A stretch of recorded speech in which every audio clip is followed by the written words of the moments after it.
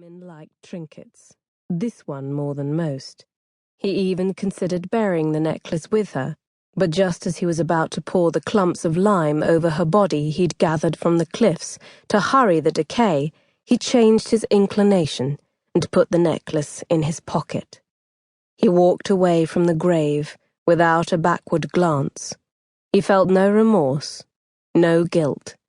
She'd served him well, and now he was content. A thick mist covered the ground. He didn't notice the lime powder on his boots until he had reached the main road. He wasn't bothered by the fact that his new Wellingtons were probably ruined. Nothing was going to blemish his glow of victory. He felt as though all his burdens had been lifted away. But there was more, too. The rush he'd felt again. That magnificent euphoria he'd experienced when he had his hands on her. Oh yes, this one was even better than the last. She'd made him feel alive again. The world was once again rosy with choices for such a strong, virile man.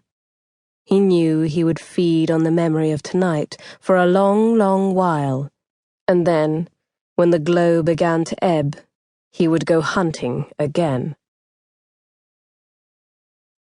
Chapter 1. Mother Superior, Mary Felicity, had always believed in miracles, but in all of her 67 years on this sweet earth, she had never actually witnessed one until the frigid day in February of 1820, when the letter arrived from England.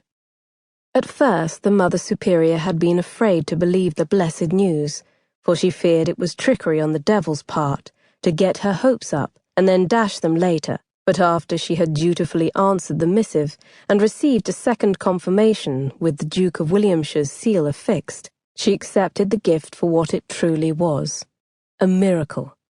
They were finally going to get rid of the hellion.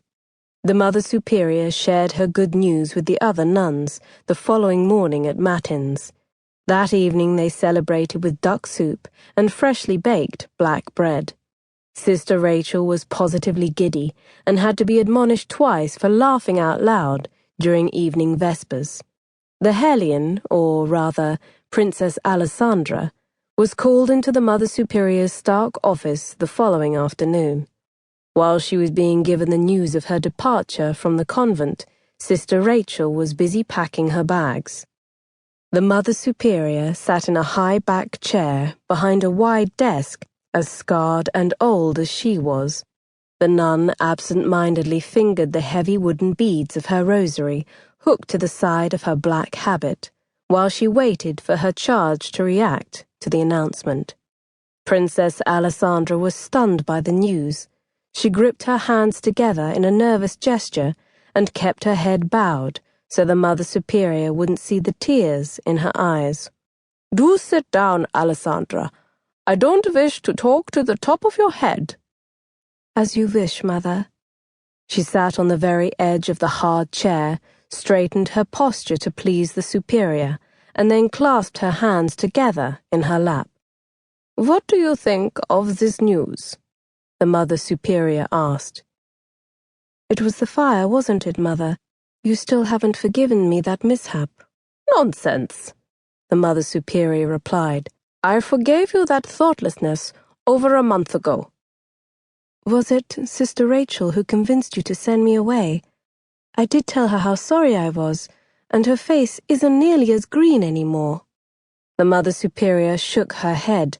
She frowned too, for Alessandra was inadvertently getting her all riled up over the reminders of some of her antics.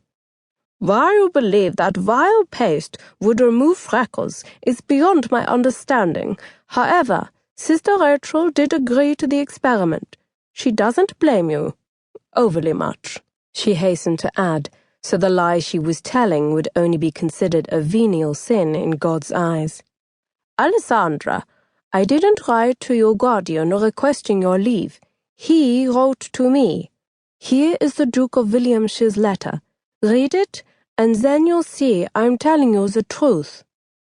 Alessandra's hand shook when she reached for the missive. She quickly scanned the contents before handing the letter back to her superior. "You can see the urgency."